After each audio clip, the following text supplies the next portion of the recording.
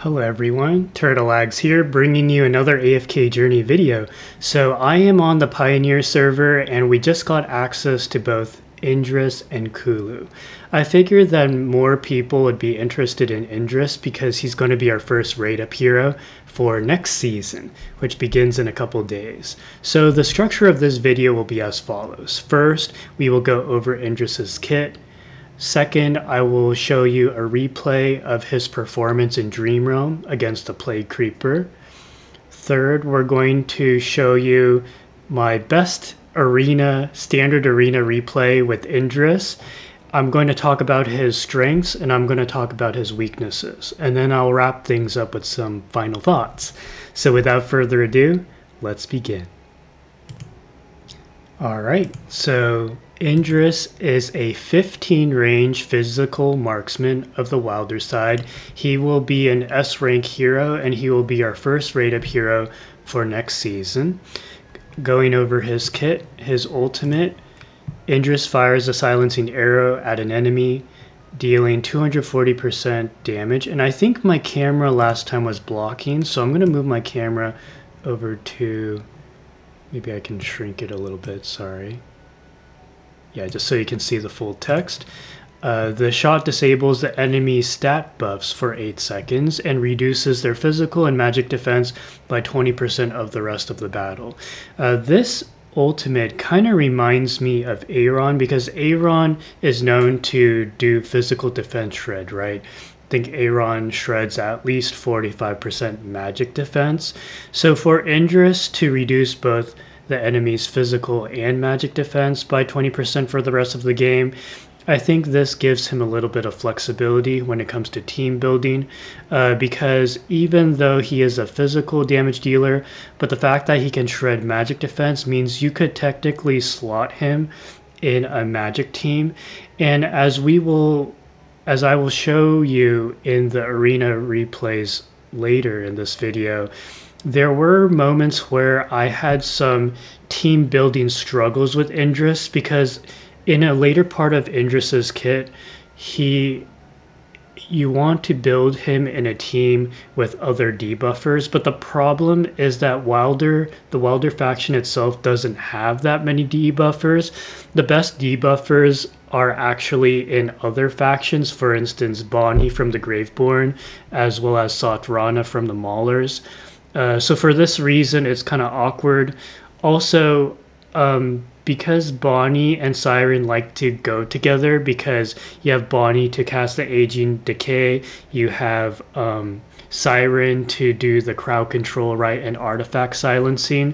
So I did form a team in which I had Indris with the other two that I mentioned. And then naturally I was thinking, well, maybe it'd be nice to have like an Eironn in the team, and then follow up with an Olmus. But the thing is that Indris was the only physical damage dealer in that team.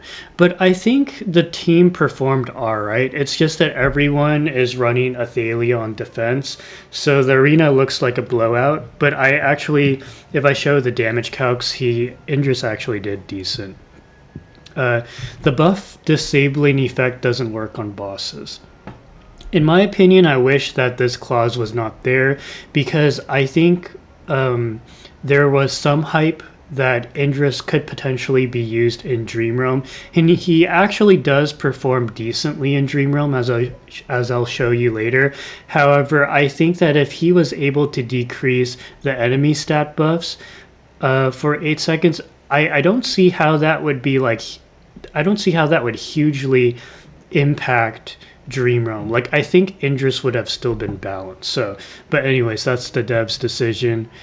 And then when Indris fires the silencing arrow at a target with exposed weakness, which is a part of his skill 1, then he deals extra true damage equal to 20% of the target's max HP. The true damage cannot exceed 500%. So I was very excited to see this. And, you know, whenever we see true damage, we think, okay, there could be Dream Realm potential. Kind of like how Faramore was previous season. A lot of us were pleasantly surprised that Faramore performed so well against some Dream Realm bosses.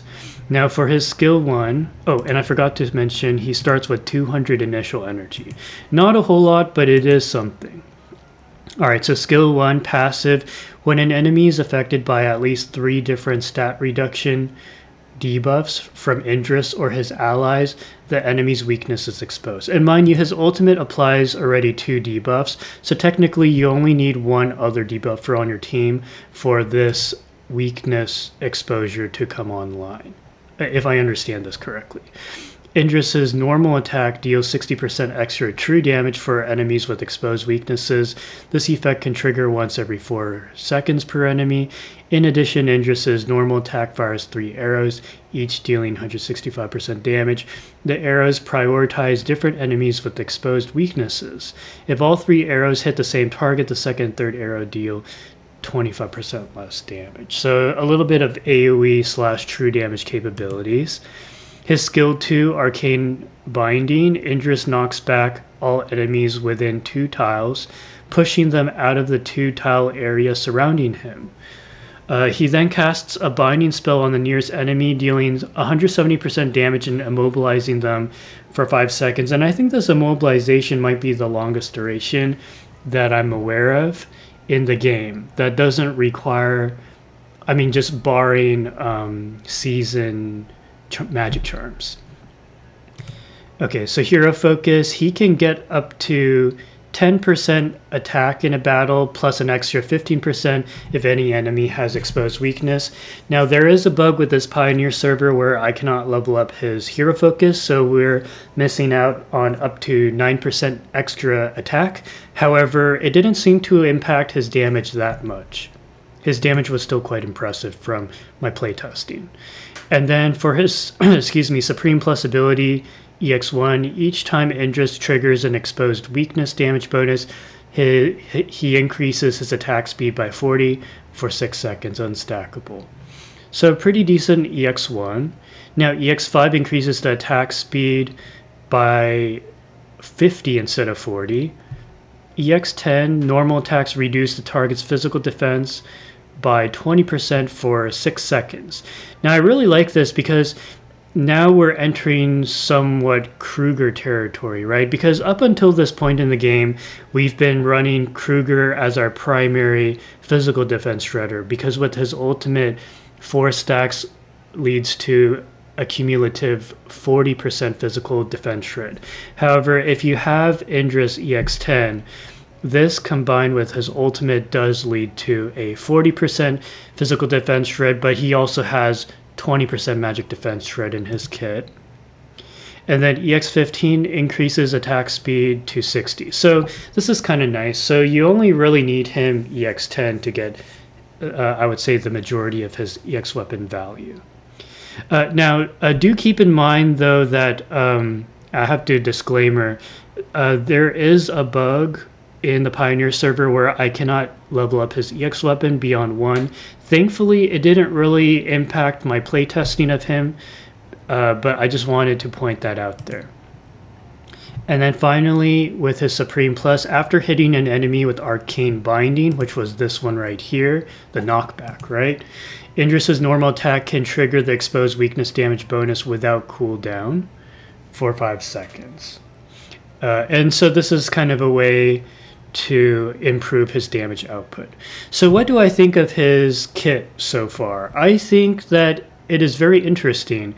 We have a dedicated physical and magic defense hybrid debuffer with exceptional range, and he also has the ability to disable the enemy stat buffs in a similar way that Faramir prevents the enemy from healing. I think abilities like this, it's really cool. I haven't tried Indris out with Faramir yet, but I can see a scenario in the future where we might enter some sort of interesting Wilder comp territory where you're running maybe like a Wilder Graveborn hybrid to, you know, add Bonnie in, or maybe a Wilder Mauler hybrid, you know, to fit in Sotrana, you know, and maybe you'll squeeze like another good hero in there. I'm hopeful that we will get more solid debuffers this season. That way Indris's value will go up. But he seems like a pretty flexible unit. I think being on the physical side kind of hurts him a little bit, but I think it's really cool he can magic defense shred as well. On to the Dream Realm testing. So I basically did a little bit of research to find out what is the latest best team comp for Plague Creeper. Now I know the artifact spells are different, and currently we only have 2 artifact spells, and due to storyline, and this is the best artifact right now. I'm not going to talk about it, just think of it like an offensive artifact that does a little bit of additional damage. But basically I used this team as a baseline. This is the current best team for Endless Mode Dream Realm. I know it's not the most fine-tuned, but I'm not like a Dream Realm builder. So anyways, I used this as a baseline, and then what I essentially did was I took out Tulin and I added Indris, because you do need Harok, but the second sub DPS is Flex. And just to emphasize this, as you can see, Tulin does half the damage that Harok does. And so instead of Tulin, I ran Indris as a sub DPS because he does have some AoE capabilities. Now, keep in mind that this is an EX1 Indris, so I do expect his damage to probably double or triple, at EX15 investment, because at EX10 he does the additional 20% physical defense shred, which would actually improve Harok's damage output. So I think there's a lot of potential there. As you can see, the difference in these two scores are not that drastic, and a lot of beginners will not have Pesto, Twins, Harok, and Tulin all built. So for this reason, I think having Indris, there is potential with him, although I didn't test Pheromore out. I probably should have. Pheromore probably would have done pretty well also. But I was quite pleased to see that Indris was able to do decently. 148.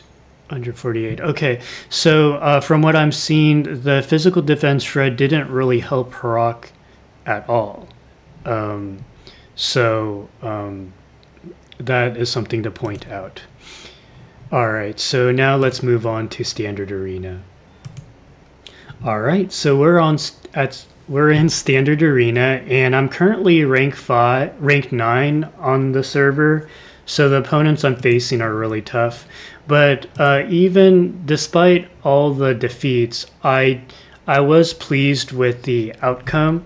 I think the issue is not so much Indris. I think it's that he doesn't have the right partners yet. So I'm hopeful that we get some supporting cast for Indris to make him shine more.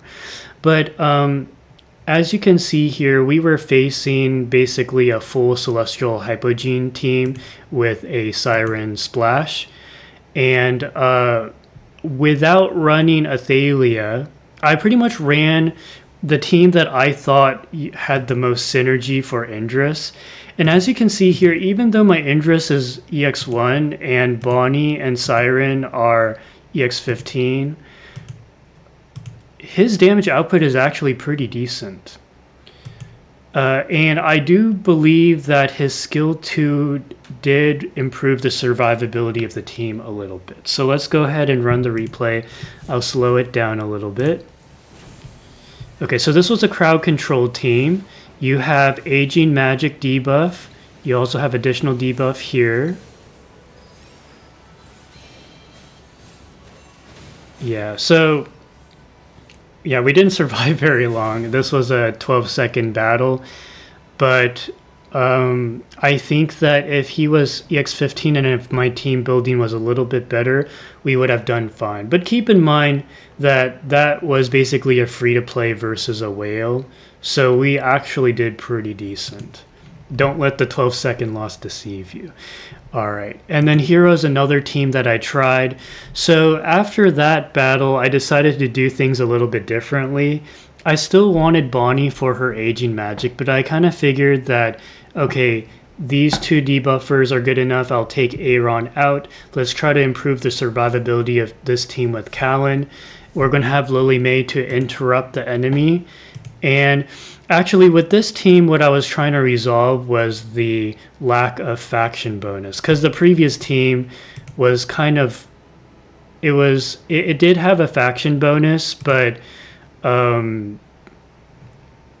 yeah, actually it barely did have a faction bonus, but this one had a little bit more. So or actually no, it doesn't have a faction bonus. That may explain also why it did so poorly. So anyways, I'm just showing you all these replays, not to show you what's good. I'm just trying to show you how they perform, how Indris performs.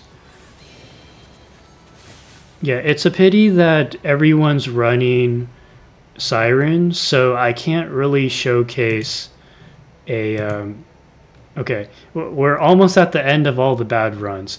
Okay, so for this next team, what I decided to do was, okay, I just want to run the debuffing package of Satrana and Bonnie, and I decided to use Talene as a tank. The idea here is that you have the Vitality debuff, the Aging Magic Haste debuff, and then you have the Physical and Magic Defense Shreds. And then you have Damien as a supporting healer. Yeah, so let's see how this performs.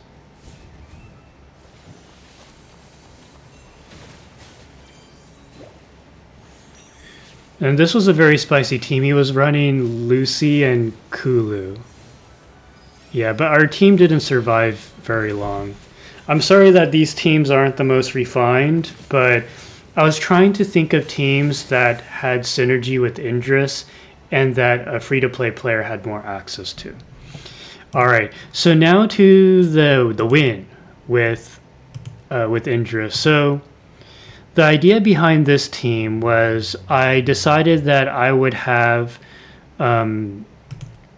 Dunleer to apply the Bell of Order to turn off all ultimates so that my Indris has enough breathing room to cast his ultimate, because I really wanted to see what his ultimate did, and I was trying to find a way to survive long enough against an Athalia team.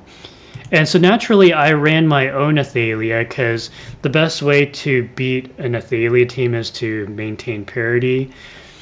Now, I do have to admit there's not really much synergy involved. I think Dunleer might have some sort of debuff, but I'm not entirely positive. At this point, I just wanted to see Indris have a little bit more action. So let's go ahead and run this.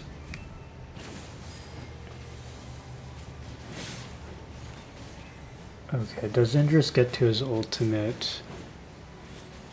I think, oh, he almost did. Okay, well, we did win, and it's a little bit difficult to say how much impact the physical defense shred had.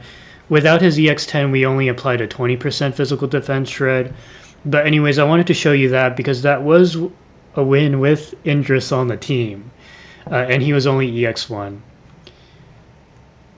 Alright, so time to wrap things up with some final thoughts.